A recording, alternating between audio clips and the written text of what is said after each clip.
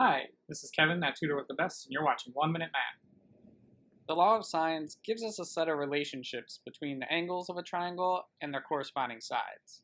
Typically, we label the angles of a triangle with capital letters, we'll call them A, B, and C, and the corresponding sides will be across from the angles. So angle A is across from side A, angle B is across from side B, and angle C is across from side C.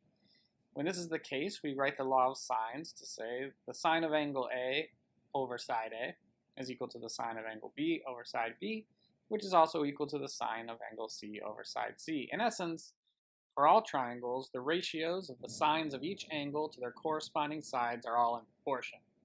Sometimes you might see the law of sines written in its reciprocal form, but the ratios still stand, so whichever form you choose to use will work out just fine. If you'd like to see more videos like this, click subscribe, or check out the next video in the series by clicking below.